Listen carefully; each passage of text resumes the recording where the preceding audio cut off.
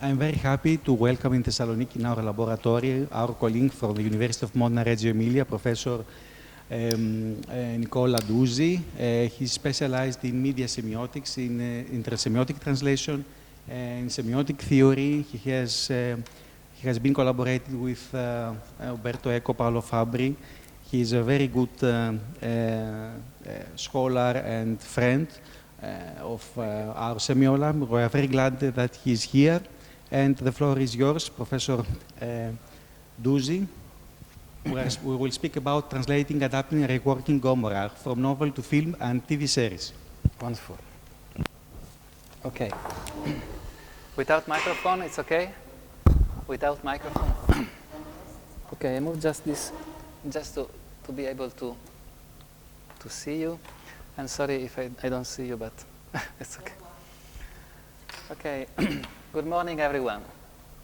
Or good afternoon, it's better. Yeah, okay. Sorry for my English. I will try to speak in a way we understand each other. If you don't understand something, please ask. And I prepare lots of slides, but I would like to talk without reading and just to make clear my research. So please, if you have questions after it, ask me really free.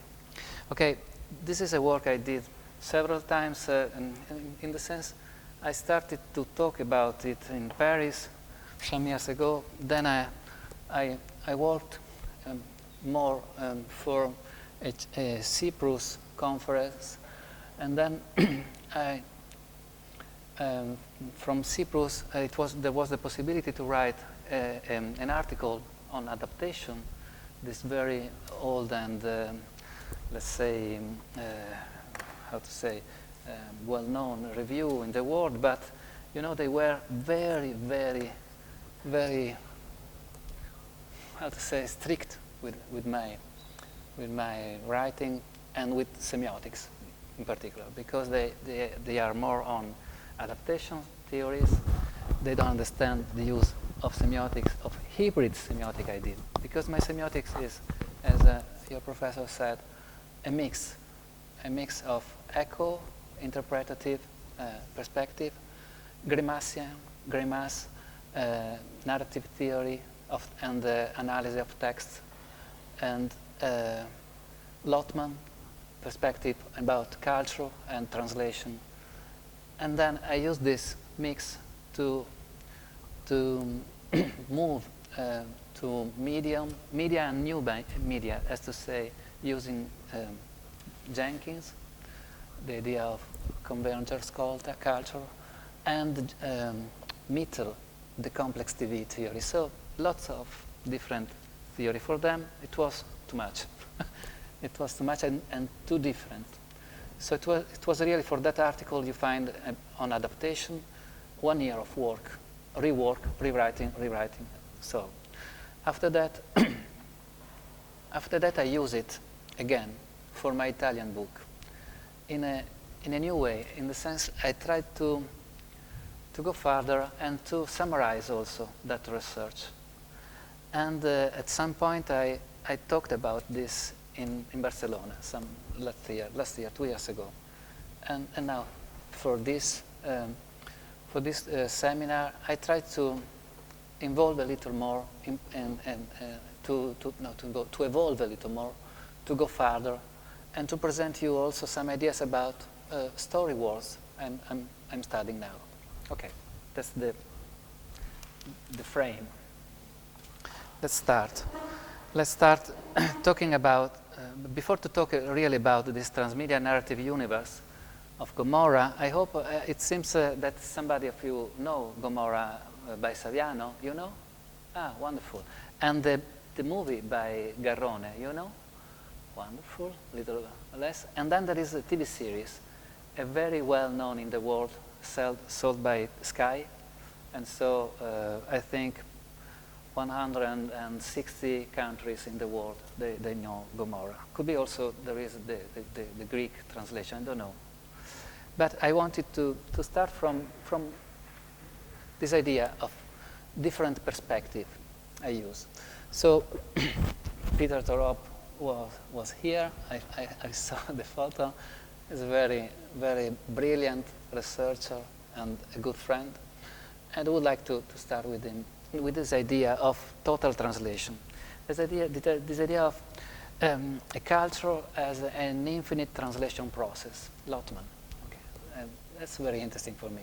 This is a point of departure that in some way Paolo Fabri had in mind in a very clear way, and that was also his fighting against eco-interpretive perspective, saying, for example, in Eco's book, Mouse or Rat, that in Italian is dire quasi la stessa cosa, say almost the same thing, that for Eco, adaptation, intersemiotic translator is not a translation.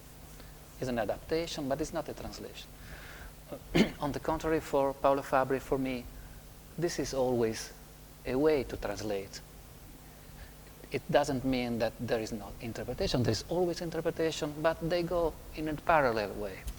So with this idea in mind, any culture exists with form of multiple translation. And the total translation idea by Torop is also this idea of source text that could be transformed and form the imagery cultural text. So they exist in different collected individual cultural memories.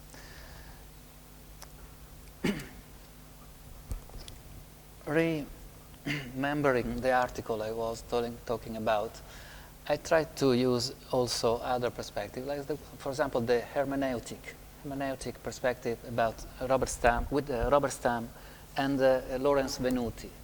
They say that a film version of a novel should be seen as performing various operations. Is that? Yeah.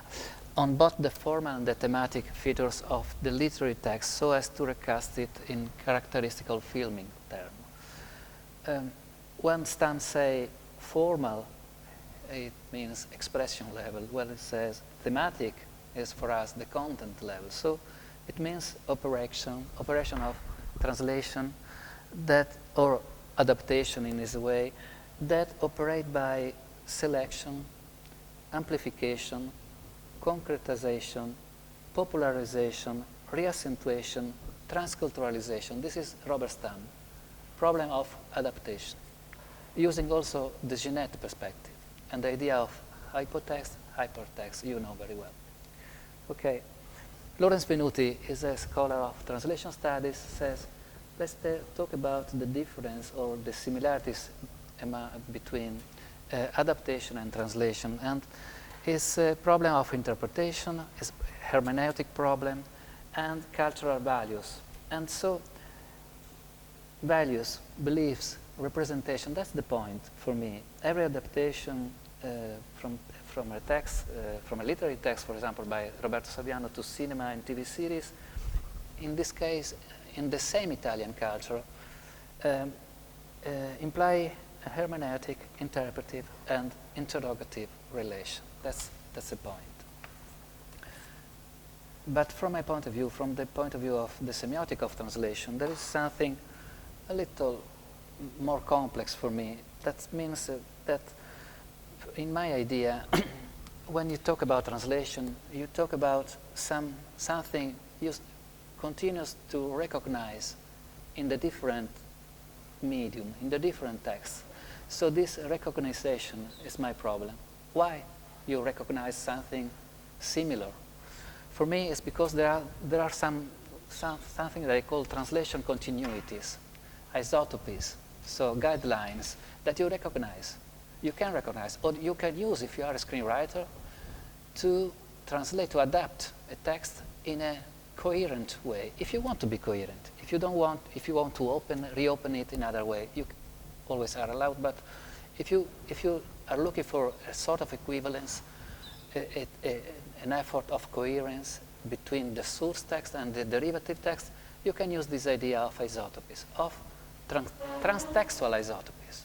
So not just the guideline isotopy I find in an analysis of my source text, in the literary text, for example, but that guideline that becomes invariant to be reproduced in every other text. So in cinema, so in TV series, so in paintings, in comics, and in radio translation, on theater translation, so. This is an idea. But you know that normally we don't have so much continuity. We found also very many differences. That's the richness of translation. Differences, different culture, different target, different way to interpret. And so we have also to think to that, to the discontinuities in translation. So this opening that could be, for me, always a way to remain coherent, but not to the single source text, more to an idea of story world of that text. And that's why I will close my lecture about talking about the difference between the Ecos idea of possible worlds and this new idea of story worlds, dynamic one. Okay, let's go further. So we are talking about intersemiotic translation in this way, that for me is a complex form of action, not a simple transcodification, but a transcultural, dynamic, and functional event. With this tension between the requirement to remain in some way faithful or to find an equivalence with the source text and the transformation for a different culture, for the different, also for a different target in the sense of public, because Roberto Saviano novel has a different public than Gomorrah, the series text. Okay, so this idea that in translation studies is an idea of adequation norms and acceptability norms. With Turi, that you could know, with Catrice, this idea of adequation to the source text, acceptability to the to the context. And this idea of equivalence is not an idea of fidelity. It's not the old idea and abused idea of comparing a novel and film to see what is the gaps. No, what are the gaps? No, it's not this. It's more an idea of comparing that to find the multi-directional approach emphasizing by source and novels, source novel and adaptation in the STAM idea of intertextuality, that is a new way or an old way to a 60 an idea of the 60s and 70s could be to reopen the text through intertextuality. But it's not just intertextuality our problem. I know you work a lot with Evangelos Kourdis about intersemiotic translation. I know that you work a lot with Lucia about intermediality and I will try to move from intertextual to intermediality. In this idea, for the Giusti, Luciano De Giusti, an Italian writer, Italian scholar, that the notion carries the invitation to shift the emphasis from the individual to the system. So to shift from the singular relationship between texts to the choral relationships. That's why I'm interested in this ecosystem, the semiosphere we can analyze regarding to Gomorrah. Not just one text, but the multiple mosaic of several texts. In this idea of intermediality, that it comes from, again, from the 60s could be, but nowadays, for example, with this classical article by Irina Rajewski, we have different definition of intermediality, like this one. Intermediality is a process of intersection between media, is a crossing of borders between media, it's medial transposition, or could be also an intermediate references, the evocation of imitation of field technique in literature, and so on. So intermediality is really a galaxy of things, of different things. For me, what could be interesting is for example, the petho perspective. I know Lucia could know it very well. So the idea that intermediality is grounded in the intersensuality of cinema itself, says Petro, in the experience of the viewer being aroused simultaneously on different levels of consciousness and perception. So intermediality becomes something that has to do with saturation of medium between media, overwriting, media overwriting medium, but also something that has to do with body and embodiment in some way. So for us in Italy, for example, Federico Zecca, he talks about intermediate translation encompassing all intersemiotic passages using Torop, like Evangelos does, calling it source, prototext and metatext. And so in this idea we have both the textual size of the translation, a comic strip that become a movie, a film, or that I like very much, this idea of the possibility of translatability also of a level of the text. So minor, local, partial translation, if we call it translation and not adaptation, but okay, of certain expressive configuration that are transferred to other medium. So this idea of a sensory and experiential intermediality, I would give really a plea for. Not just the relationship intersection between media, not just this idea of media as apparatus, that is very important, that means cultural, historical system, social, technical, economic constraint. It's really important, but also this more little idea about bodies and sensorial, discursive relation, semiotics with different purpose, matters, and substances. So intersemiotic translation, but with this perspective of embodiment in some way. So a phenomenological perspective. And that is why, for me, intersemiotic relation could be this sensory and experiential intermediality. With this, in some way, with these possibilities to work on it with the idea of isotopes, transmedia isotopes, and with the idea of the figurative and figural instruction, it means out of the Gramscian meta-language to talk about iconism, and to talk about some instruction, and on a deeper level, we can call it also a libidic level of figural, so the level of body, but in sense of tension, rhythm, forces inside the text.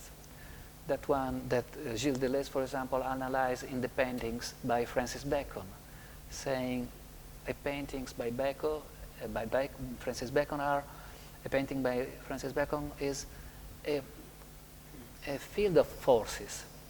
It's not the icon, it's not the figurative level, the problem. The problem is that I don't understand why it touched me so much. It touched me because of rhythm, because of figural elements. So something that is not iconic is on another level.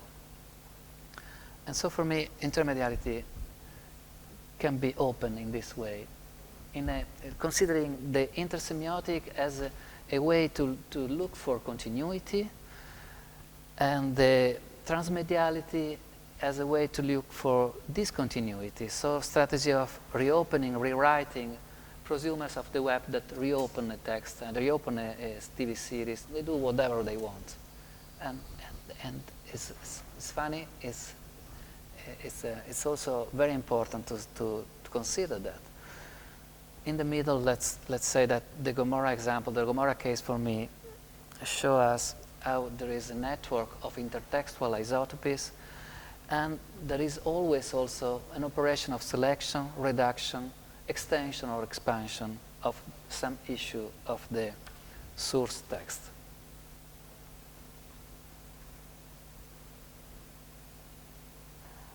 That's why, for example, Garrone's film, adapted from the novel, gleans only a handful of stories linked to the individual characters, some of whom are just sketched in the novel, or why we can consider the choice made by the series Gomorrah, the first season, to pick and expand only a few chapters of the novel. And even you don't find in the TV series the characters of the novel or of the movie. You find a sort of remix of those characters with a sort of paradigmatic, with sort of symbolic character that are the sum up of different characters of the novel. So new character if you want, but they come from that, from the source. We will see how, if we have time.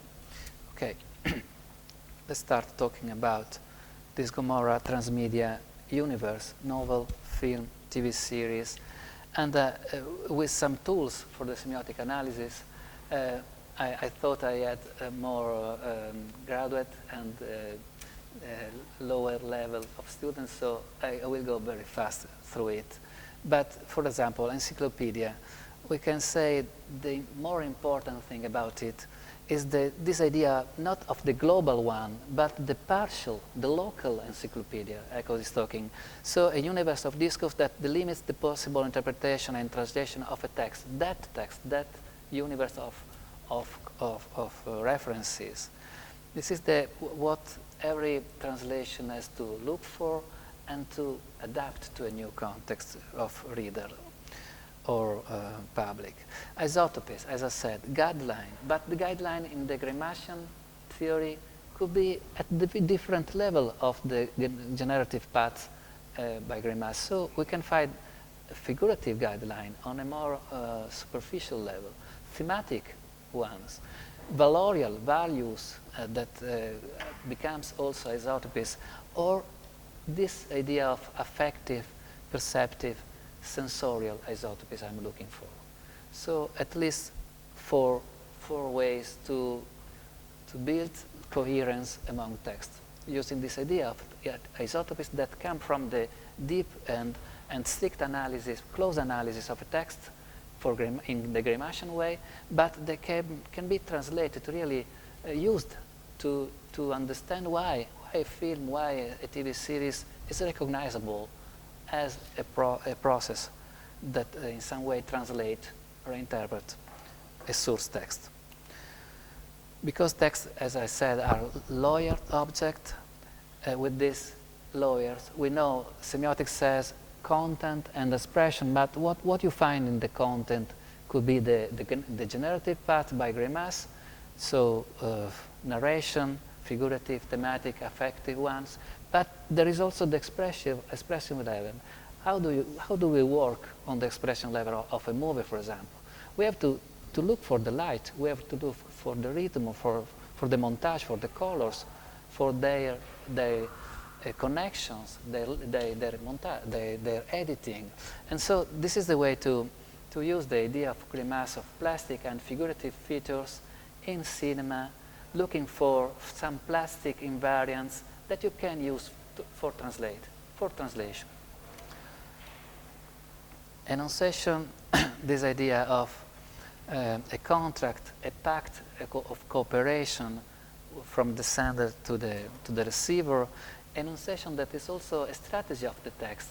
One of the main battles by Paolo Fabri with Umberto Eco during my PhD years was this. You don't have in the interpretive semiotic, in the Persian semiotics, you don't have the idea of enunciation. It was Paolo Fabri. And Eco said, we have it in another way. We don't call it like that. But then this is the Italian debate.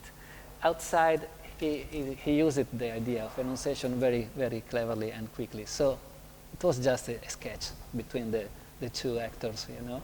They were fighting for us to make some playful situation. But indeed, Eco used the enunciation theory. Claudio Paolucci now uses it for cinema in very clever way. And this is the strategy of a text that, for me, is that bridge between the different levels of the text. So really a sort of, cluster you can find. So enunciation is a sort of mechanism of considering both expression and content level when you analyze it. Every choice in a poem, in poetic text, is very evident. Every choice of a word is important, of a single letter is important. Okay, let's take in mind this idea of poetic translation, because that is my idea. That's my point. Let's also resolve my conflict with Umberto Eco idea of intersemiotic translation is not adaptation. I would say, I would ask for, now I could ask for better. You are right, but I'm looking for a poetic translation. That's what I'm looking for, a poetic translation of a good movie like the Garrone ones that want to be in some way coherent and want to find equivalence levels with the novel. Why? Because it considered it important to be coherent. So not fidelity but coherence, not fidelity but equivalence. That's the idea, and not a simple idea of translation and that is only in spoken language, in written language, in poetry, and of adaptation for all other medium.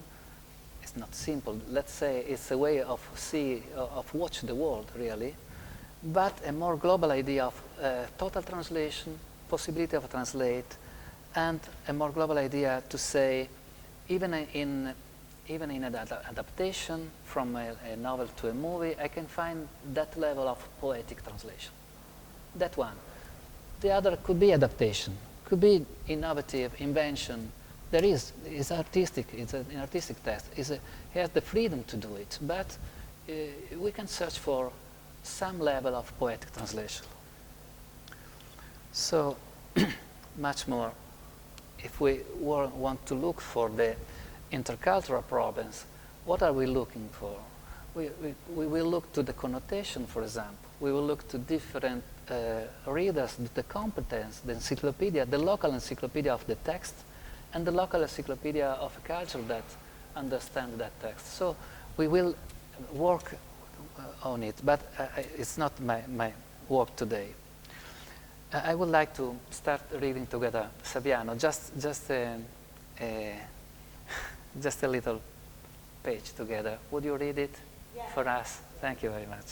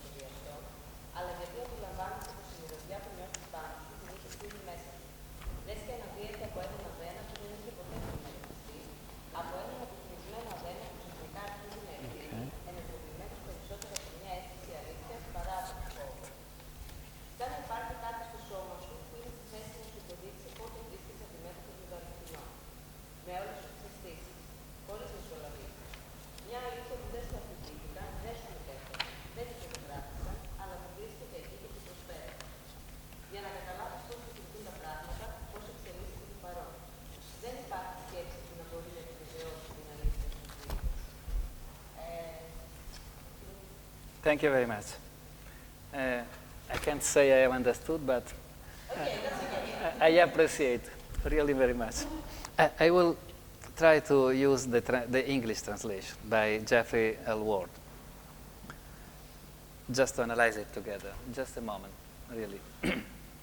Why? Because Roberto Saviano Gomorrah is a complex text. Is a very interesting new way to write a novel. they call it in Italian, they call it New Italian Epic, a way to transform literature using historical sources, using factual sources, using interviews, using police papers.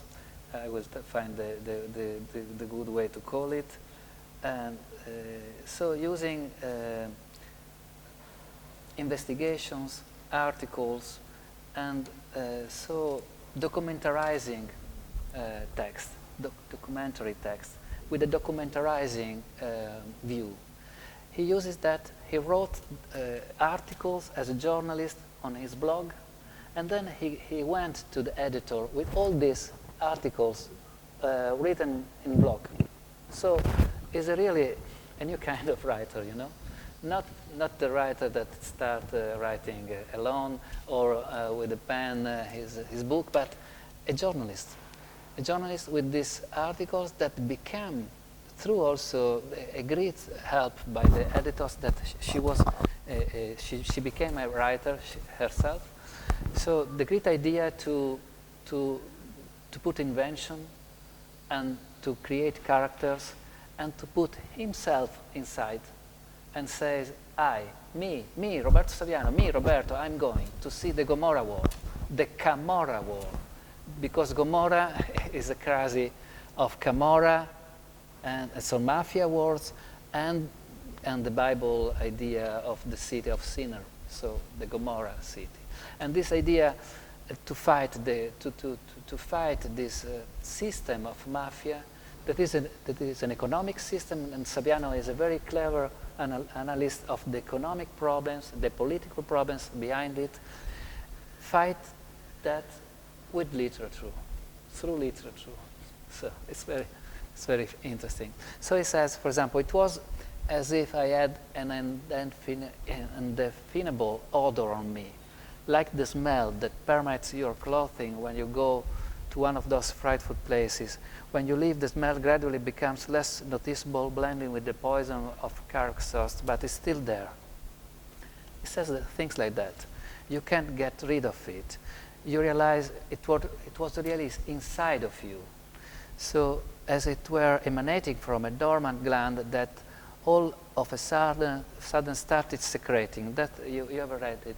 You ever listened to it in Greek? Activated more by a sensation of truth than of fear, and more as if something in your body were able to tell when you are staring at the truth, perceiving it with all your senses, with no mediation, not a recounted or reported or photographed truth, but existential truth that gives itself to you. The realization of how things work, the path the present is taking, no way of thinking can attest to the truth of what you have seen. This is the idea, to face with the Camorra war, to have too many things to tell and to say, okay, I stop just a moment, I close my eyes. What I can tell you really? I tell you what I felt. That's the idea. That's the idea. So if we analyze this sentence, this fragment very quickly, with those instrument, encyclopedia, isotopy, enunciation, we could say, we can notice for the first person narrator becoming, in very few lines, a sort of objective narrator, or in objective mode, and then reopening this couple, me and you, what you saw, he says, and talking about himself and about the reader together. And so constructing something with isotopies, the unpleasant direct experience, the idea of telling the truth, but perceiving it, so in an unmediated way, in a way that is not reported, not photographed, but perceived. And this is the idea, to take the body as a testimony, the perceptual experience as testimony. And so for Italian critics, they say he's building an embodied way to build a rhetorical construction of the truth. He becomes the mentor of the truth, the warrior for truth.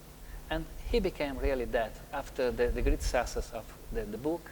He became also with the other works and going to television, talking about mafia, being interviewed all around the world. But in Italy, he became really some sort of, the Jiminy Cricket of Pinocchio. That one who always says the conscience of the nation.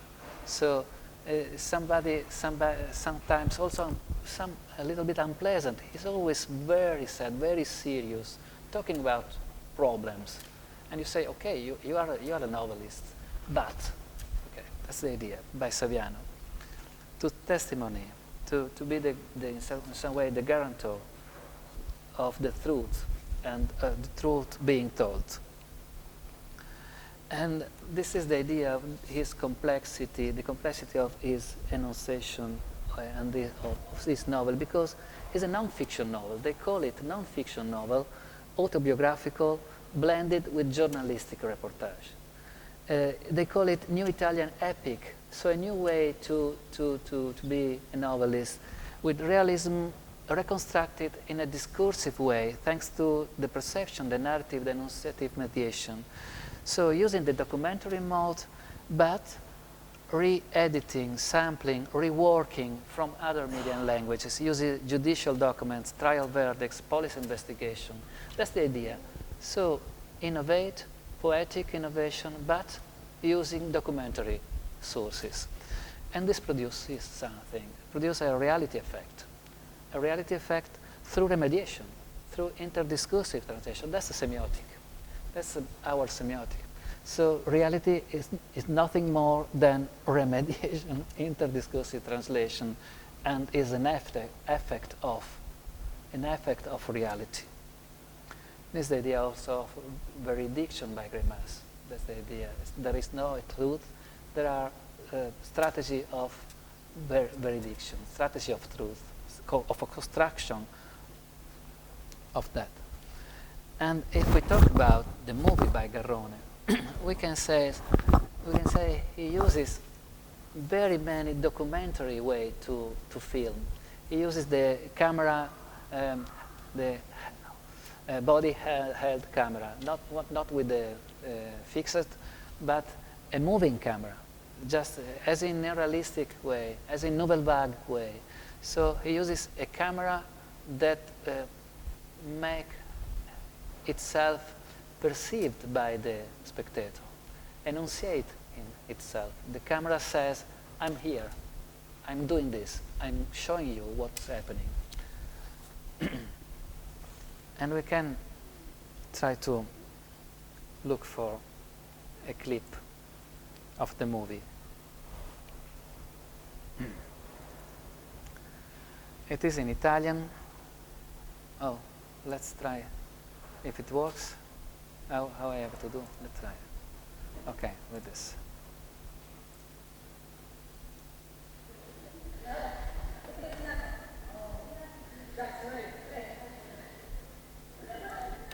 Look, they talk dialect, from Naples, from the hinterland of Naples. So it's very difficult also for the Italian listener. When Gomorrah film appears on the screen, they use the subtitles. So dialect, vernacular, and Italian subtitle. And when it goes abroad, they translate the subtitle. So I don't have here with subtitle, but it's the situation that is important to me. Is a boy, is one of the characters of the novel. This boy is a very simple one. He works with his mother, in these places, and he will become a Camorra boy. So he will have an evolution as a character until a very dangerous situation. This is the very first moment where we find him. I can lower the... And look, they are playing, these children, these boys, they are playing in a very normal way, but look where they are. There are sentries all around, sentries watching for police coming, controlling that police is not coming, where they are on the top of this enormous house called Le Vele. Le Vele, I don't know the translation. Vela is that one you use in the boat, you know? Yes. So this was a very new houses. They were built in the 70s. They wanted to improve the quarter, you know, but it became a ghetto for drug dealers, and mafia people. So they are really here. They are here with a swimming pool. All around there is this situation. And we find inside of one of empty apartment 2 other characters of the novel becoming characters of the movie, playing a dialogue by Scarface.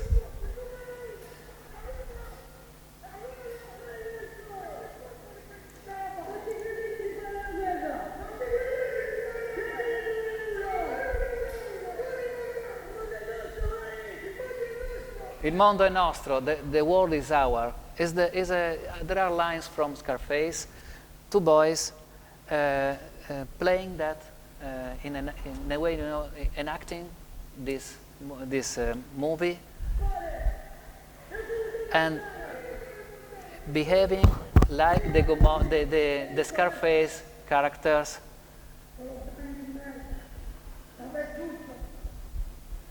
Colombiani, all around, people from Colombia all around. We will have the power. We will win. They are using the Scarface lines, and also the bathroom, that very famous sequence in the bathroom. The world must be our. And the other says, you played very well. I liked you, and look, these 2 boys, they will have a very tragic end in the book and in the movie. They will rob some cocaine from the African mafia. They will use it to empower themselves. They will they will steal weapons to the Gomorrah, and they will try to negotiate with the Gomorrah system. Impossible. They will be shot at the end of this chapter of the book and of the movie. So just two little pieces of this to understand what it means to translate, to adapt a novel like that one of by Saviano in a movie. And if you watch the movie by Garrone, it starts with a sequence like that, with oversaturation of colors, and this is the only moment in which you can see really violence, because all these people will be shot in the very beginning. They are in a place where how do you call it, in a beauty center, okay? After it, you will find this first part of the movie I was showing you. With this little boy and the drug dealer, you see the commerce. They are behind some grids, and they exchange money with drug. But if you see that, it's like a prison. They are in some way in a prison. This is another moment of the movie when the little boy enter in the Gomorrah system with a proof. He have to really sort of experience he has to pass through He will be shooted. He has something to protect him, and he will demonstrate to the other that he has no fear in front of a weapon. So, Garrone intersemiotic translation is a way to build a new aesthetic text with his aesthetic autonomy. So innovation also, but also a way to translate because it picks and draws some individual stories, fragments that become emblematic. It's a way to reconstructing an underlying feeling, a very authorial way to translate Saviano text. So he wants to show us how what you feel when you are inside this world. Is a way to tell a direct experience, a sort of polyphonic or polyscopic, as Paolo Fabri called that, medial experience, like in the Rossellini Paesà movie. So polyphonic mosaic of experience in which we have a perceptively and narratively layered experience with the reality effect. The way the story is filmed and look at this idea to use the frame of the cage, as I told you. The stylistic choices with colors, with light, he uses like a testimonial film value to use the filming modes. So I said, for example, the camera moves in the recording, producing this effect of truthful documentary construction.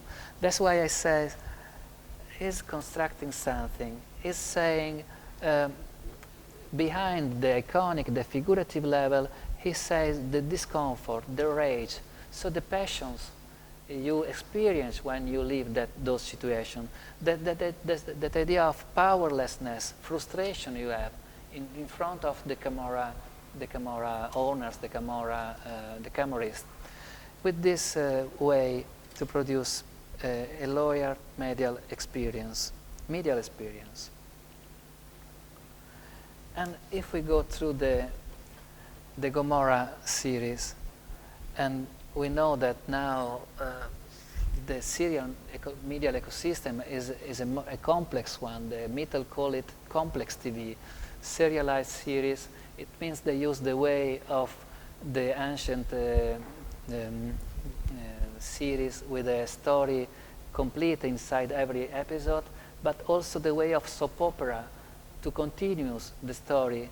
And these are the mix, the contemporary mix in TV series. They use this, they call it serialized. It means in some way soap opera way. So they can use they call it vertical level of narration and horizontal level of narration in between among the different episodes. And for various seasons. So you have 4 seasons of Gomorrah, for example. So a multiplicity of interconnected narrative lines, and very many characters in this horizontal narration, or in this way to expand the narration episode after episode, and also this idea to have in the universe of the episode also the paratext, the farm practices. This is the ecosystem definition, to have all this one together. So to have not just the TV series episode, but all the world around it, all the paratext. And so trailers, remixes, and critics, and interviews, and things like that. So not really narrative text, they say, but also other. And if the Italian Gomorrah, the series, translate both Roberto Saviano book and the novel by Garrone. So it's really how to say, a hypotext coming, a hypertext coming from different hypotext. So we have also to consider this in translation, adaptation perspective, that we don't have just the source novel. We also have the other adaptation, the other translation, for example, the film adaptation. And when you arrive with the TV series, when you arrive with another film, when you arrive there on the set with a piece of theater, you have all this different line of translation, the translation of the novel, the adaptation of the movies, the other medium adaptation. So you have different sources, parallel ones sometimes together. And they do a narrative extension. They use, for example, a very interesting documentary mode in the city location. They shoot for the first time in Italy, in those quarters in the Scampia, Le Vele, near Naples.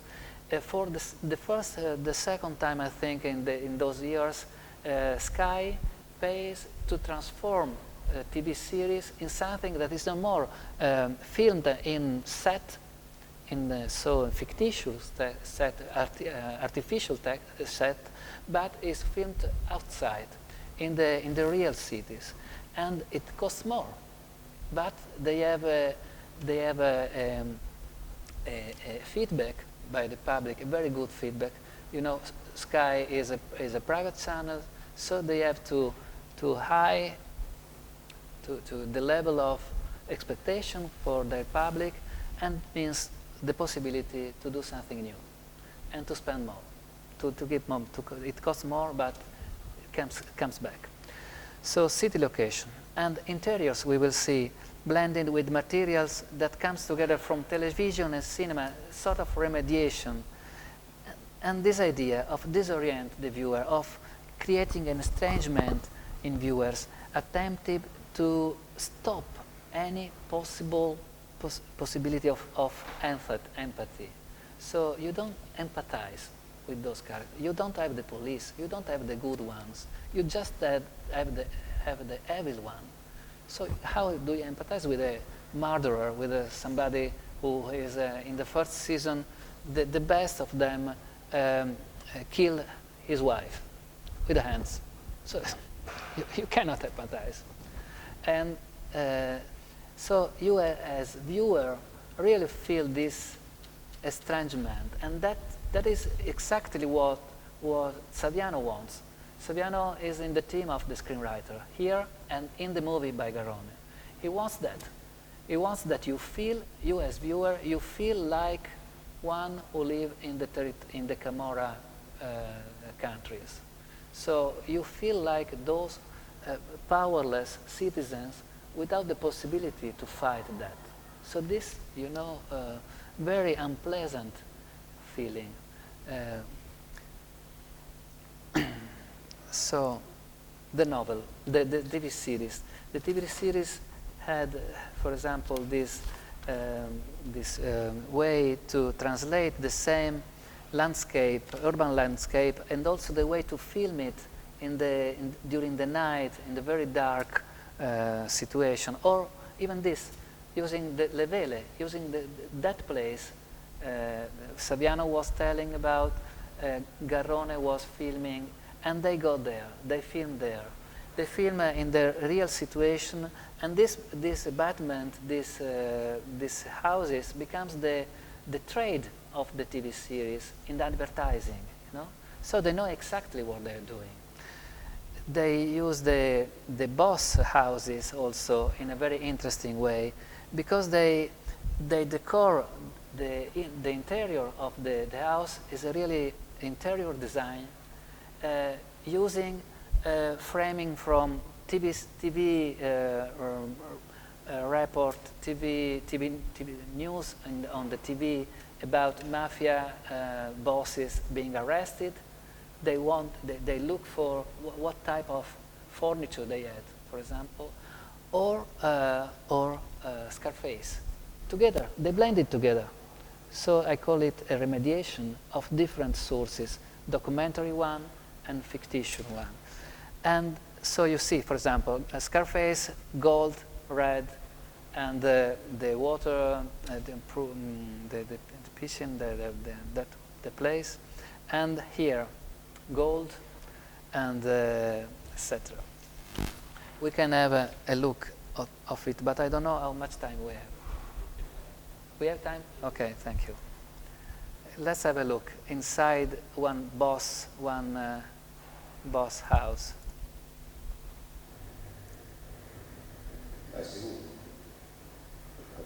This is the son of the boss. He is talking at the telephone, the main boss of Gomorrah. Look at the house. It's like a museum with art pieces. And then look what the other member of the Gomorrah clan are having their lunch before going to the war in some way, before going to fight. Exactly there. They are talking about holidays.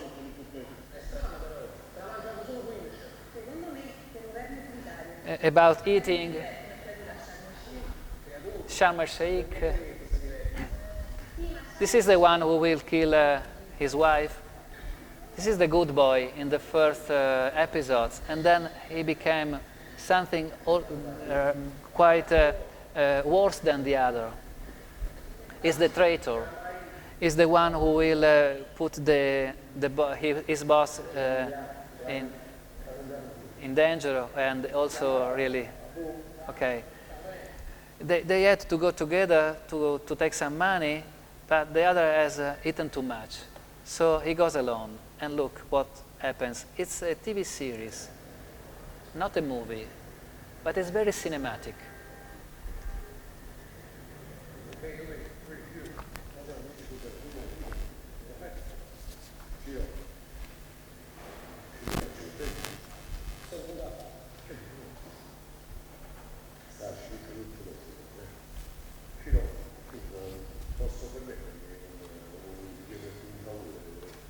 He's asking for something. He wants something for his family. He's paying money, but he's also asking for something. It's really a system of, a parallel system. There are the state, the regular, the legal system, and the illegal, the Gomorrah system, that gives works to people, that gives that recall money for drugs, and they have really another system of. But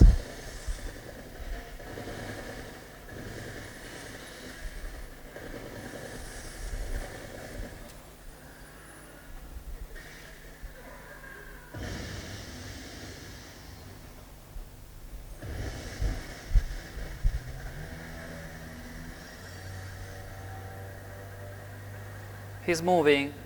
Look, he's alive.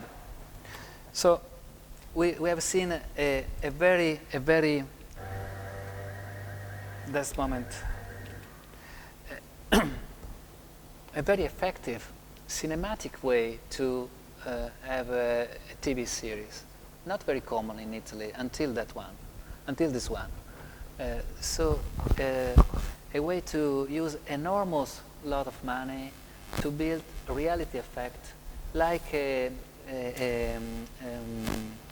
Martin Scorsese movie, like an American movie, so like a gangster movie of the tradition of the movies in an American way. And this way to build, to have interior situation using the American cinema. So we can say something about this.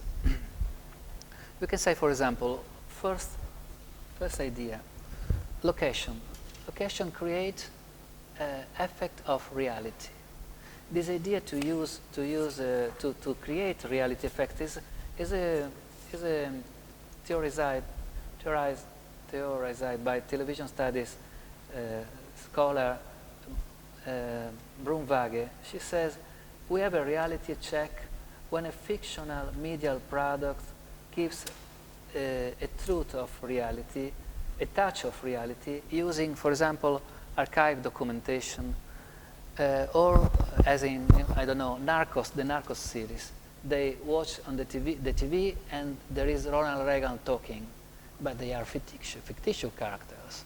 Or in another House of Cards TV series, the president, the fictitious president, gives a conference a press conference to the journalists, and there are in the public real journalists of the American TV.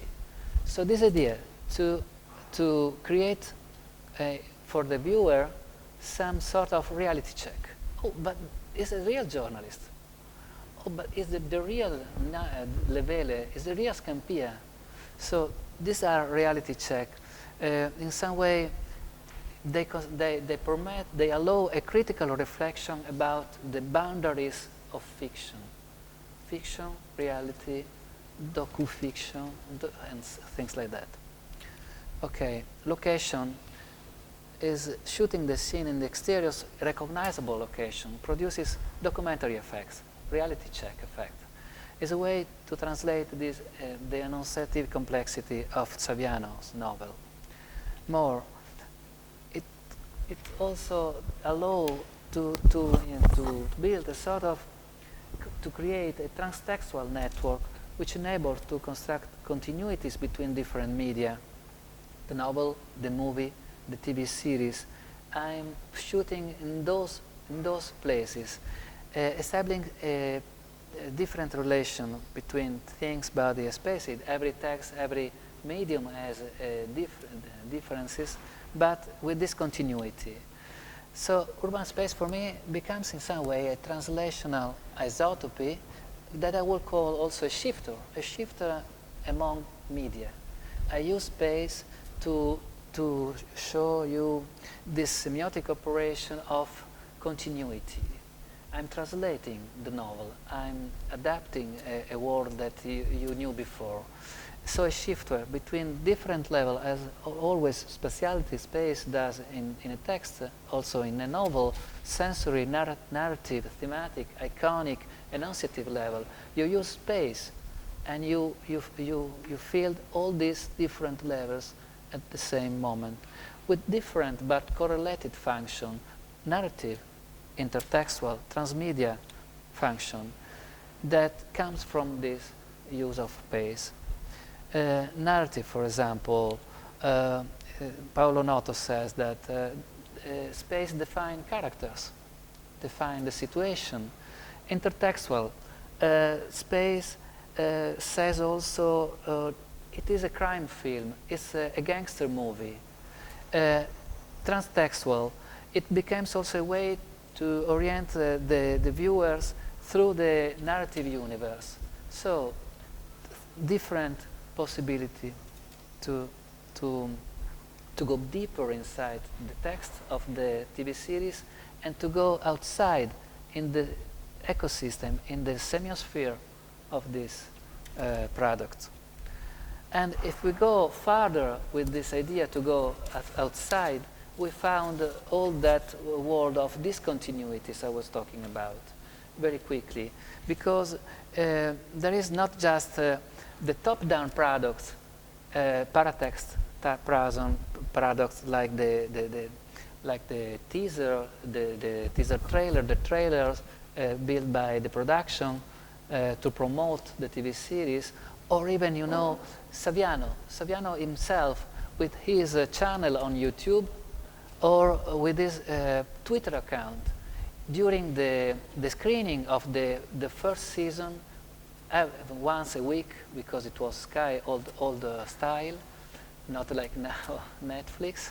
Okay, once a week, every episode, you found in your Twitter account, you found a text by Saviano telling it was very hard to write this scene because it reminded me to the crime in those periods, and you can read this article. So it's incredible. You are talking with Saviano, with your Twitter account. That's our culture now, our transmedia culture, transmedia possibility. But you are also, he is also recalling you that there is a world outside the text, the fictional text, that is true. So he's doing his work as a truth teller. and is telling you, look, if you want to look at to prove this with a journalist article, you can read it. So it's incredible. Really, inside, outside. Okay, this is the top-down production. Saviano becomes a testimony, sometimes also a brand that glorify this way to this successful way to be a novelist, to be a journalist. Okay, but there are lots of bottom-up grassroots products. For example, we don't have time to see the web series Gli effetti di Gomorrah, la serie sulla gente. This is very funny, the effect on people of Gomorrah, the series. And they have two actors reacting, replaying in a very quick Neapolitan way the conversation of the bosses, of the characters of the series. The first season, full of characters and conversation, they mix up and they do a parody of it. It's really, really funny. But so we have top-down strategy of promotion. For example, this one, 360-degree photos of the set you can explore. If you want to see the second season, you firstly know the set by this promotional strategy, or this web series that it was an enormous success, millions of viewers. They became very famous, this couple, the Jackal, these two, they are not here. So they had also gadgets to sell, or you can find also a role-playing games, remixing the dialogue, or a sort of Gomorrification of the audience, they call it, with also features and this idea you can buy the football players or the characters. This is Napoli, okay, Napoli in Italy. You can find everything, okay, from the fake to the non-fake, etc. Okay, also viral memes on Facebook about the situation, the dialogue situation. And incredible, but there is an app for mobile using iGomorrah, using the lines of the dialogues, translated them from dialect to Italian. You can text your friend with a WhatsApp using that boss dialogue to say, it's a very funny situation, ciao. And so you can use all these products. And for example, the web series is very interesting for me because it's a parody. And I started to work on parody in that period. It remixes the episode, but also as like a good parody, the effect of reversing the original meaning. So you don't believe them anymore. They have totally the character of the TV series inside that dark world, very violent, using language as a weapon. And these two comics, they destroy it, very simply. So transmediality could also be this transmedial extension, a swarm of individual variation and variants with reruns, remixes, reworks, virality, spreadability, but also positive effects.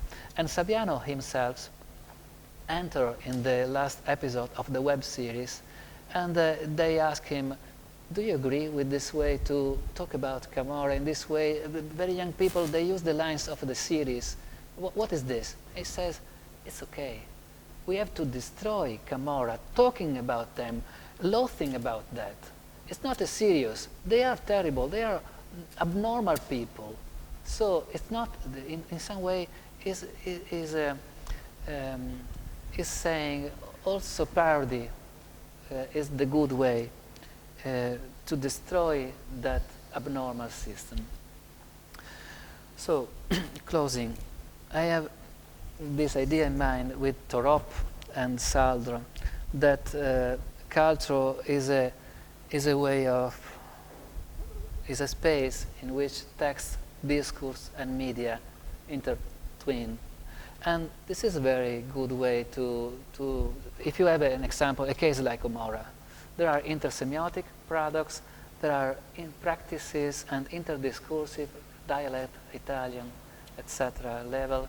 There are intermediate problems, and you find that it's really the space of culture, of Italian culture, and the process of communication. But what is this? It's also, as I said, a way to understand what means to do this this translation or this adaptation, this interpretation in a medial ecosystem. It means to find, for example, what remains invariant. I said isotopies. I said spatial isotopy, space and recognizable spaces between novel, film and TV series. It's a way to share some game of the rules, some rules games. This is a story world, rules games. So iconic, thematic, narrative rules. And 5 minutes? Okay. And if we go after it, so we can say, with this analysis, we can say in the transmedia translation from intersemiotic to remix, we have a partial intersemiotic translation given by Garrone, by the movie, but also a transmedial way given by the TV series that translate and reinterpret some excerpts and fragments of the novel. You don't find the novel in the TV series, as I said. You don't find the same character. It's a remix. You know, remix means you know what the source is. But they use also not just the remix, they use also the mesh-up way. Mesh-up means you meshing it up and you don't know the sources. So you don't find that character. It's an invention. So the screenwriter knows how to use translating ways for me of remixing, of mesh-upping, and creating something new. That's because it's not a holy text, the Saviano novel. He himself, Saviano, is with them. He writes with them. So he says, okay, let's do it. Let's reopen it. Let's use it like a matrix of invariance. So like a database. I use my novel like a database. And more, he uses in writing, helping writing the TV series, other texts, other interviews with or interrogation of Gomorrah people coming after his novel. He says, look, we have this 50 pages of transcription. They are the new literature, he says, Saviano. Look at this. Don't read the dialogue inside fictitious novel. Look at the transcription of the police judiciary, the police interrogation. To build what? To build, again, fictitious dialogue. So really, a world that mixes up sources. Novel becomes a matrix of invariance, comprising a specific story world. So for me, this idea, as I said, intertextual links of continuity, strategy of continuity, intersemiotic, intermediate or interpretation, and cross-mediality, so that one used by fan, produced by fan, that are tactics of discontinuity and different rework, remixes, in the case of the web series, the parody, for example, but they can produce also positive effect. Saviano himself says in an interview, do you recognize at least one difference, let's say, ethical between Gomorrah book, Gomorrah film, Gomorrah TV series? No, only different methods. Is very, very on the piece. It's very clever, Saviano. Different method. The book is a reportage, investigation, novel, diary, starts from my observation. The film took away my point of view. There is no the first personal narration. There is no Roberto in the movie. It describes a climate. That's the idea of feelings I said. I was telling you. The series tells the dynamics. It's possible to go deeper. Ethics is the same, dealing with the evil. That's Saviano. Okay. 2 minutes to close with this idea. After 4 seasons of Gomorrah, it wasn't enough. you had some years, I think the year after, The Immortal. This sequel, this is not really a sequel, it's a sort of spin-off, a parallel story about the main character, that one who killed his wife, that in the movie, directed by the actor of the, tells the story of his childhood, and then the new story after the 4th season. So prequel and sequel in some way. So a movie. And there are many of these. El Camino for Breaking Bad, sequel of the five season of Breaking Bad, directed by the same Vince Gilligan director. Or Downton Abbey could be, you've seen it. After the multiple season of Downton Abbey season, a movie. Or Sex in the City, a movie. So what is this? It's an ecosystem that extend itself. Possible worlds in the idea by echo, state of affairs, actions, events, not actual but precisely possible because they are inferences by the viewer, by the lector, the reader, or Dolezal that say rewriting means also to construct a world that not erase the previous one, but it takes its place alongside the canonical one. So possible worlds in a new media, in a new medium, construct this alongside world. And the idea by Jenkins of transmedia storytelling. He says story world represent the rules, the governing principle and parameters, characters, events. Okay, this is the theory. Then if we talk about storytelling, we have to face with this idea more dynamic by Mary-Laure, Ryan and Tom. They say we could have a new narratology using story world and not just the possible world by echo, because story worlds are more dynamic. In 5 seasons, they change the possible world. So they vary. For example, the existence vary, the characters vary from the text to text. The story world is not a static container, it's a dynamic model of evolving situation. So we are talking for Mary-Laure Ryan in Gomorrah case about this transfictional storytelling in her idea. So a given story world representing through many different documents. Or, as we said, the invariant and the variative in the Torop idea. More, what is a story world for Ryan? Something that is always translatable. The narrative, she says, the narrative is always translated. That is Greimas telling this in the 70s. Narration, you can always translate it. But for a narratology point of view, she says existence, setting, physical law, social rules, values, events, mental events. She has a list of elements. And this is a problem for me because she could also think about something more.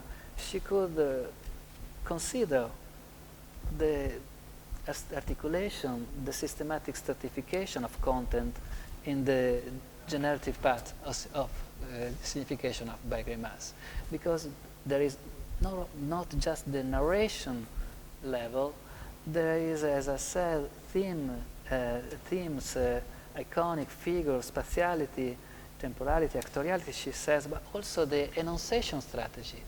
Where are the enunciation strategies here? Where are the problems of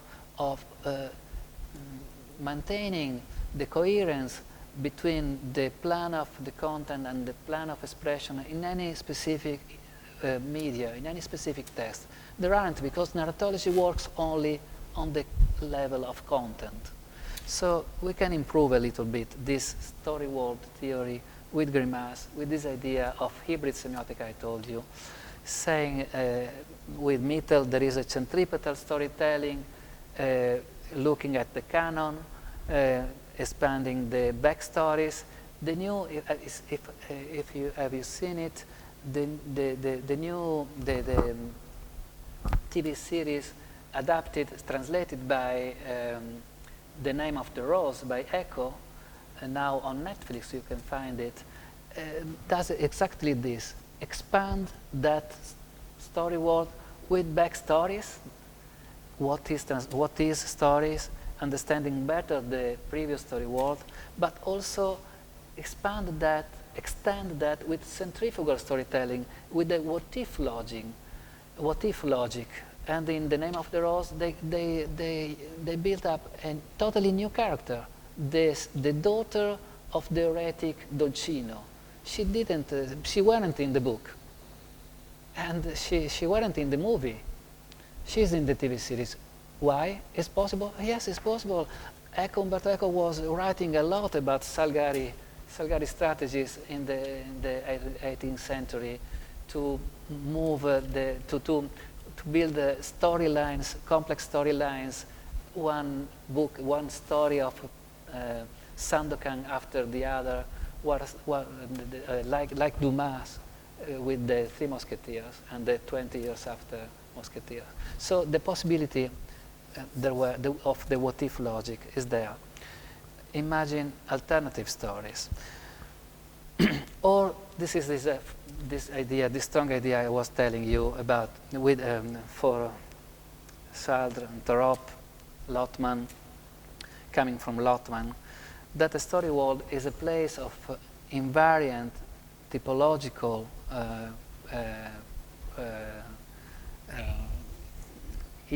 features, and every medium has his specific variation. So they say transmediality is this space of invariant and variative. Okay, I would say, to close, translating possible words in story world is possible because the source text defines guideline, isotopies, for the secondary words, for the many possible secondary words. We can use the theory of isotopy. You can use it as an instrument to work on it, because isotopies must be present and recognizable to identify the translational process, the translational relationship. Variations that each new text invents, each new medium invents, in acts also can affect the construction of other variation. So, as to say, Eco said, you know, when you translate a novel in different medium, in intersemiotic translation, I would call it, there are some qualities of characters that are lost and some qualities added and becoming stable. Sherlock Holmes example. He hasn't the pipe in the first novel. He hasn't how to call it okay, Sherlock Holmes has something he wears here. How to call it? A cappello. Okay, the hat. Sorry. Okay, he hasn't that. He belongs to his identity, visual identity, after theater translation, comic translation, radio translation, film translation, TV translation. Now, for us, could be also a bottle of water with that cup of Sherlock Holmes and a pipe, and is a detective. Okay, so invariant elements for Eco. But this is also possible looking for variants and variations. So inventions, figurative invention, iconic addition, as Ricord called it, in the poetic translation, in the new interpretation. Summing up, this possible narrative world of departure establish a canon, a set of defined rules of the game. Story worlds dynamics, dynamize it in different media because it's flexible, polycentric in the relationship, and may or may not reactivate the variation, the process, invent new narrative paths. Look and remember the name of the rose, for example. These dynamic story worlds create in every intermedia, intersemiotic, transmedia, cross-media relationship the what-if logic or the what-is logic.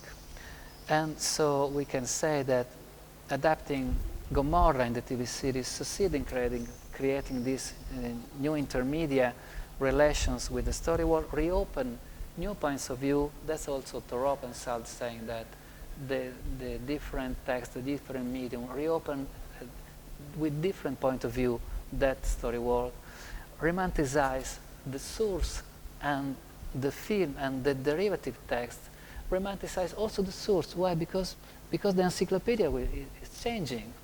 So I cannot look at no more, read no more the novel by Saviano or by Eco, The Name of the Rose, without thinking at that character with that face of the film or other TV series now.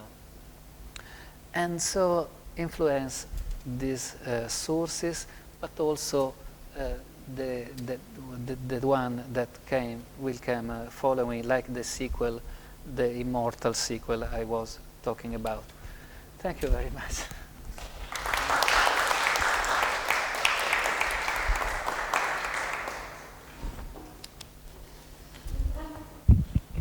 And of course, if you have any questions, our guest is willing to answer. I have one. All this transmutation of narrative elements of Gomorrah, transmutation as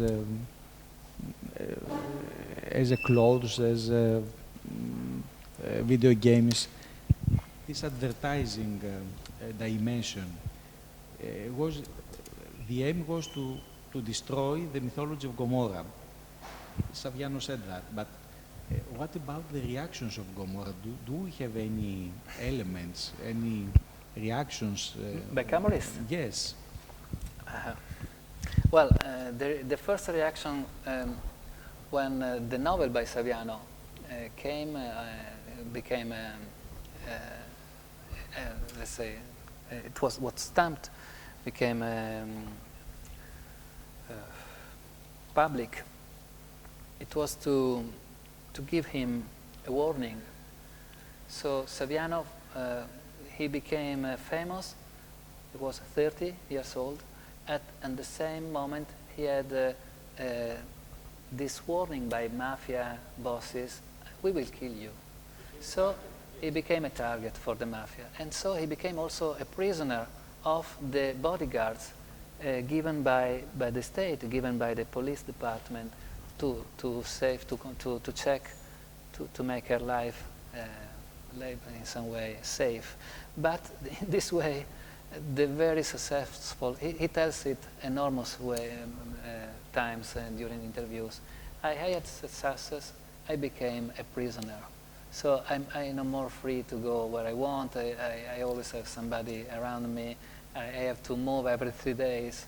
And this was for years and years. And just last year, I think, finally, one of those bosses, Schiavone, was finally proved to be and condemned. And so he said, I'm more free now than before. And he's also more present now. For the reactions, the other reaction, I think in some way, you know, it's very, it was a very polemical situation, because also very clever scholars said it's not good. It's not the good way to expand the Gomorrah ways to act, to speak, to behave in very young people, using those models like heroes. And this is one problem. On the other side, in some way, these bosses passes in TV news. They have influence in the society, so they are heroes for those people in any way, for those type of young people. The other one, the fun of the TV series are not so dangerous for me. They can change their myth with another TV series, so there will be their problem. It's not a really social problem. I think the point of view by Saviano is very clever. It's important not to take it in those deathful way, untouchable way they present themselves, but to take them like persons, vulnerable one, and to also not to believe in this system. So to be free not to believe. That's the idea.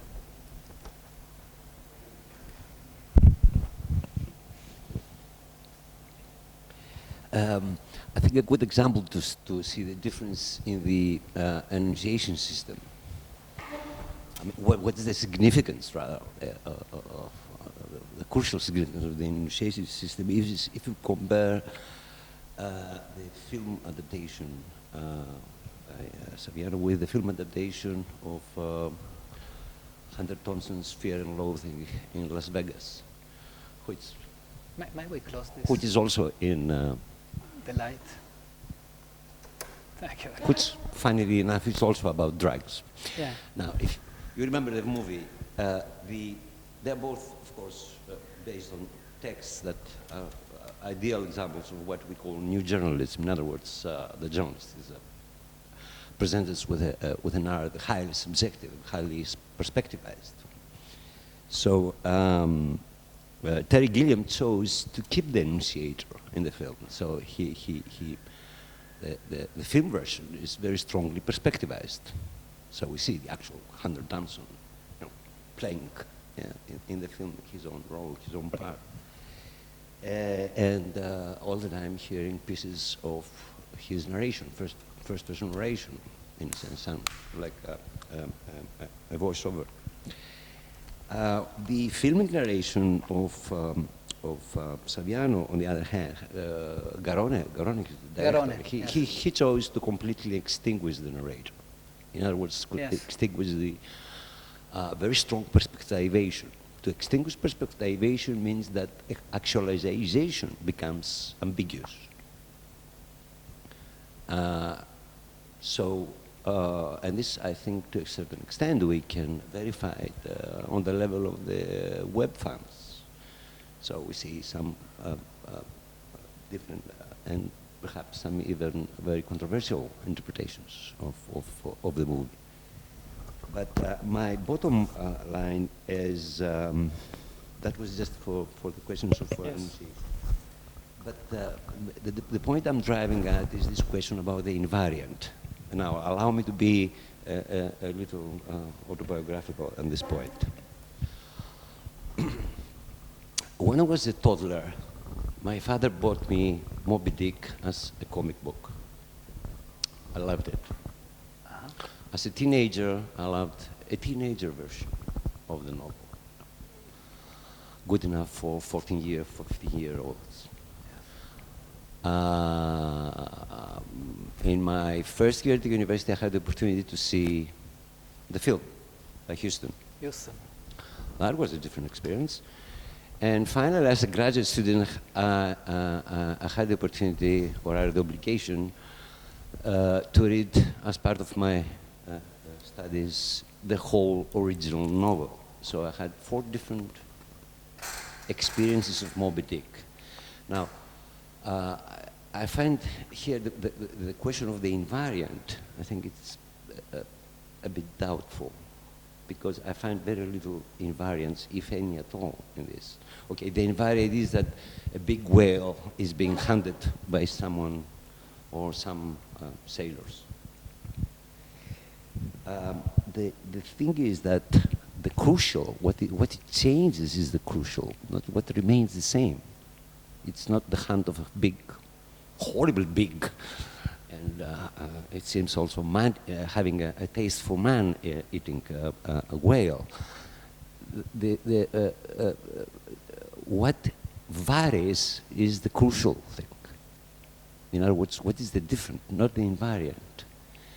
And remember, I told you before we began, he is looking at us, Levi-Strauss. Yeah. He says, I told you everything. Yes. What is his point? The invariant. Yes.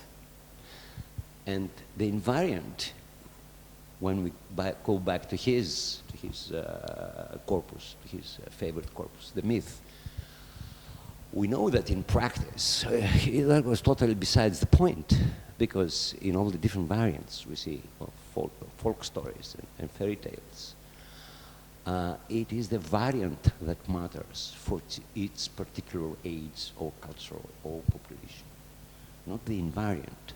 Hmm? Yeah. So I was wondering there whether we have this, we should limitize this question about the focus of the invariant, because inescapably, regardless of the reflection on narratological analysis, we end up with some sort of an implicit structuralism. In other words, a focus of the invariant. Yeah. So, what is it about this film? Now, Yeah. what is our point of entry? Is it a point of entry, the TV series, the film version, or the book itself? Because if our point of entry in this textual system, textual economy, is the book by Savigno, then most likely we will be disappointed by the subsequent versions. Yeah. Because we have lost touch with our model reader. Our model reader has changed completely. We don't have the Virgil, so to speak, guiding us through the labyrinth, the moral labyrinth of Gomorrah. Hmm? We're without a guide. Yeah. So we only have these hints about, or implicit guidance about what is good and what is bad, or whatever. If we go to if we enter this textual economy through the TV series, and then subsequently happen to come across the book, then we find it extremely dry, uninteresting, unfascinating, not dramatical. Is it true that it all began with this book? We may wonder. Yeah. So how disappointing, perhaps. So I was wondering whether we can also integrate into our approach this point of entry. Yeah. And this is quite crucial in a textual economy, which is so fixed on moving from one genre from the other, and from one media to the other. Yeah. It's something that we encounter very frequently with our students, and in general with a generation of recipients of different texts who have not started, or have not entered, rather, this economy through the literary text. Things tend to get very different meaning for them, don't you think? Okay. Thank you very much. Yes. Yes, it's something that, is a question they ask me often.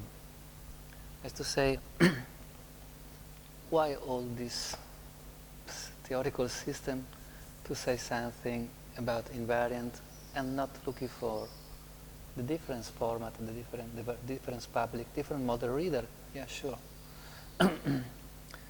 I will answer in this way, using Levi-Strauss.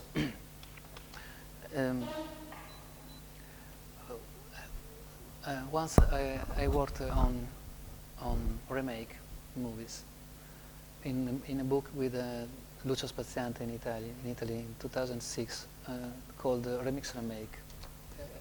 And talking about remaking, I was wondering about this enormous list of films. You find Don Quixote 50 remakes, adaptation, or Sherlock Holmes, Robin Hood.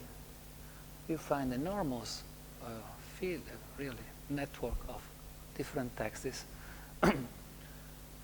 So, first question, first answer, if we look at the Lévi-Strauss perspective in a mythological way, we consider a myth in all his variants. So a myth is is not one unique text, is the sum of the variants. That's the myth.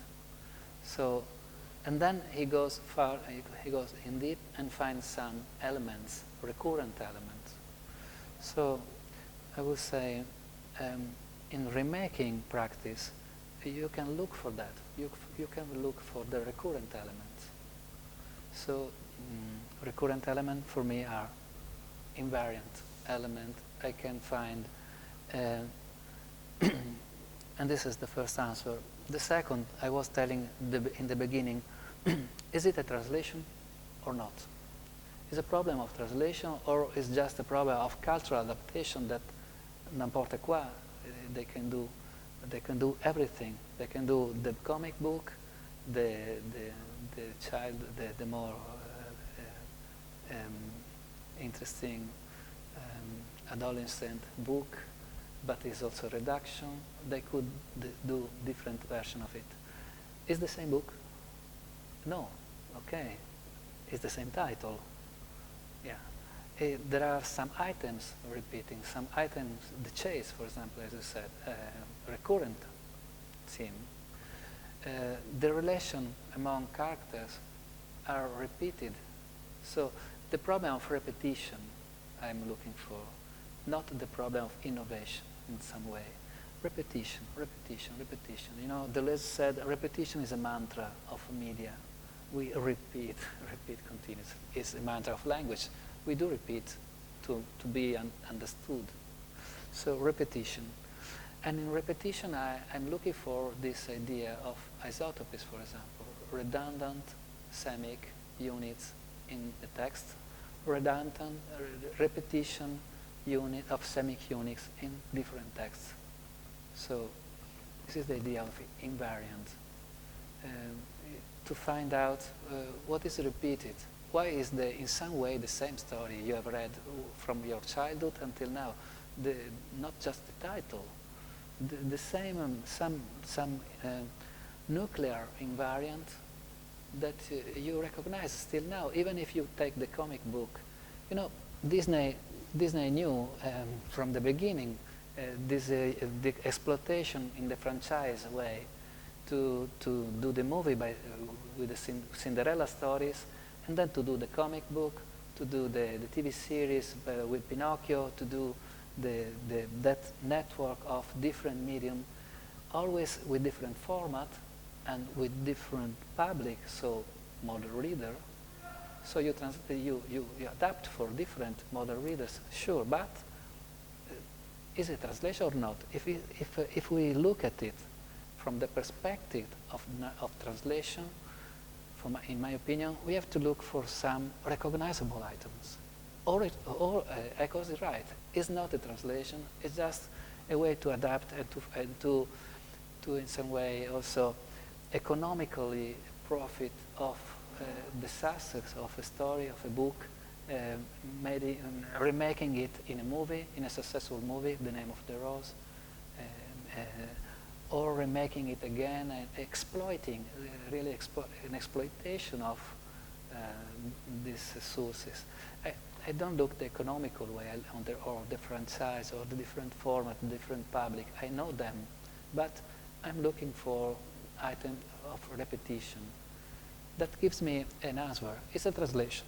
That's the problem. If not, I'm looking just to the different interpretation of it, for example, of the story by Pinocchio, by Collodi of Pinocchio, in so many different and public cultures, and we did a congress about it. I wrote about it many times, and Paolo Fabri talked about it a lot. Pinocchio in different cultures, for example, in African culture, the story by Collodi, you know, he tells the lies and the nose is increasing with the lies. It disappears. It disappears. It's not irrelevant in their culture, this idea of nos. In Russian culture, it disappears the relation with the magic matter, and so every translation has its particular, peculiar way to build model readers, but it's the story by Collodi. It's Pinocchio in some way. So why is Pinocchio? Because we recognize some features, some invariants, and that's an answer. If I answer. You remember that Levi-Strauss emphasized very much the musical analogy. Okay, what he had in mind was a type of variations which is studied and required as an exercise by music students in the context of the venerable class of harmony. So you have to learn to do variations. Now, let's keep one classic, one student of classical conservatoire music, and let's take a jazz musician. Jazz musicians also make variations, but they make variations based on improvisation. So in both cases, you can recognize some original phrase, musical phrase, but the two musicians operate in totally different ways. Yeah. Now, the first way, it's the way that Levi-Strauss thought that culture works, that to have a control range of variations based on an unalterable nucleus.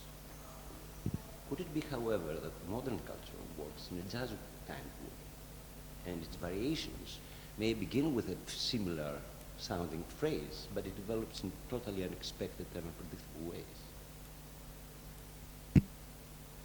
Not, in other words, subject to the discipline of harmonic development variations. Yes. It's exactly that for me. It's the controlled way to study variations. So we can also say all these products I show you are variations, but if we want to recognize something invariant, we are looking for the controlled way to product them. So what does it mean? It means to, in some way, to feature things that we can recognize in some way, at some level.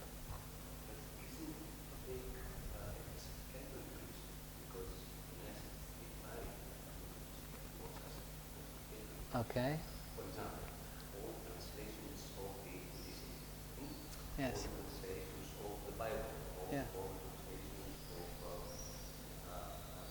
Gomorrah, and this acts as implicit memory.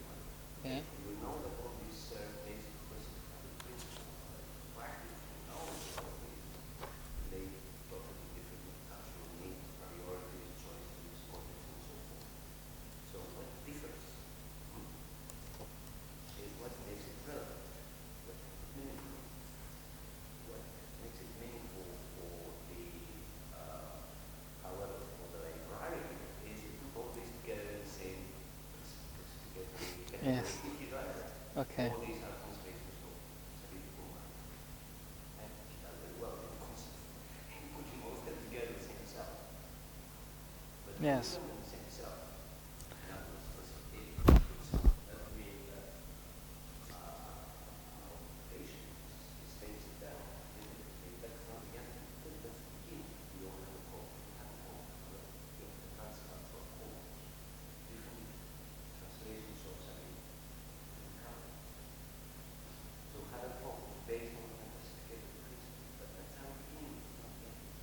Yeah, sure.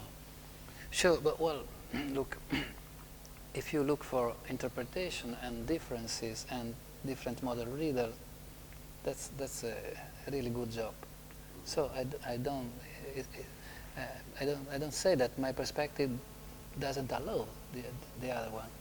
I would say that is a perspective I would use again after all the the cultural studies movement, the deconstruction theories of the text, using again semiotic in some way to recognize something relevant inside this very different text, different also possibility of interpretation. But that could be the real question between Paolo Fabri and Umberto Eco. It's an interpretive effort, is an hermeneutic way to consider this process, or is a translational effort, is in some way a semiotic way to consider invariance. Paolo Fabri would say could be that we preserve differences, looking for recognizable items, as I would say. My research is also a little bit more deeper in this way, in this perspective. As to say, in some way, I'm a traditional structural thinker. I think if you look for something that you can find in analyzing Moby Dick or analyzing Pinocchio, that has a sort of mythical,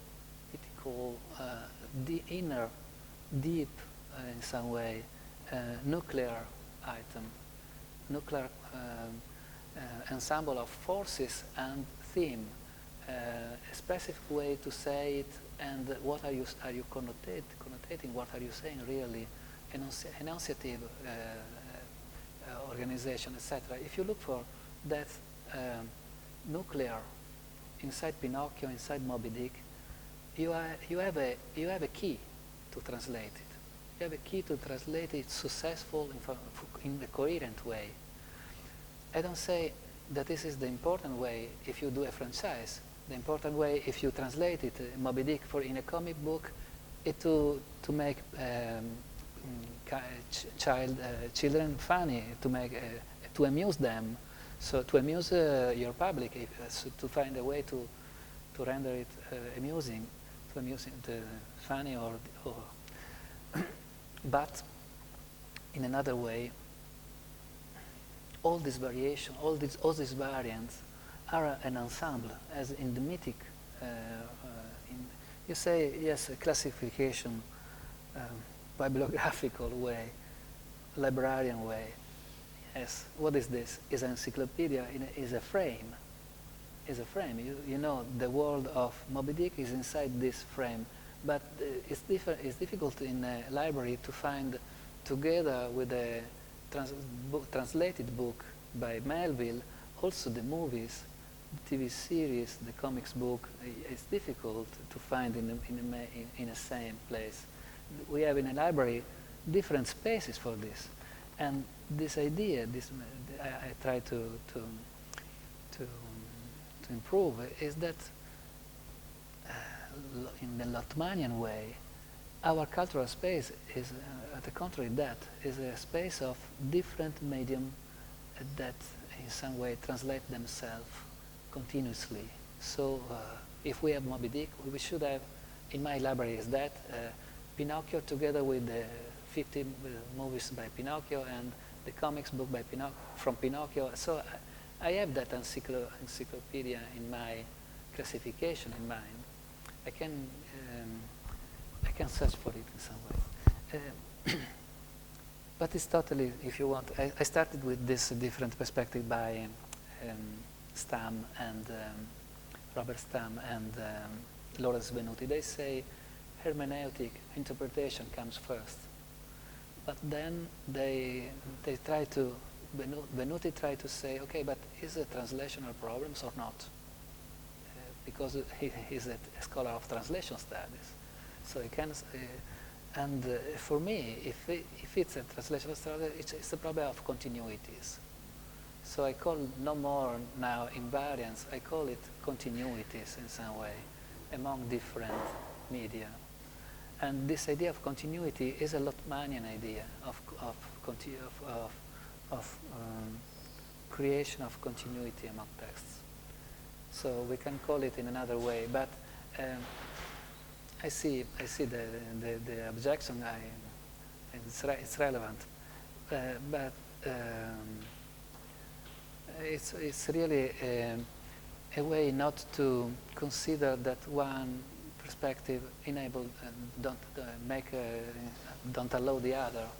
They are both interpretive perspective and translational perspective. They go in the same direction, I would say. They can go parallel in a parallel way.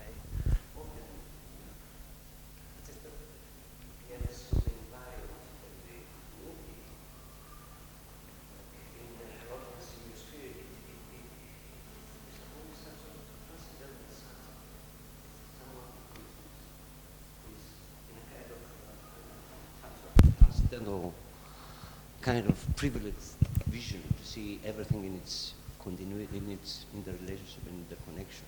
What we're actually doing every day, daily acts of interpretation that take place in a situated, grounded way. And we always have a partial views of this unity. Yes. So could be a myth. Yeah. So you see the cosmos in a piece of grain of rice is for me is the quintessence of transcendental subjectivity. What we have in history is grounded subjectivity. Yeah. So if Medea for the ancient Greece was a story about strange, weird, foreign women, it is no longer for the grounded viewer of today, which is a story about the repression of women. So they are both in contact with the Median myth, but the way they perceive it and they integrate it into their own worldview is the important difference. Not the fact that they are both here in the circle of Medea. I think we overstepped that. No, it was interesting. Thank you very much. We have to close our session. Thank you very much for your presence here, and I hope to have the chance to have you once again in Thessaloniki in the future. Okay. Thank you very much. Thank you. Sorry, I was late. Thank you. I take it too long. They're waiting for us, so we have to close the laboratory. Okay.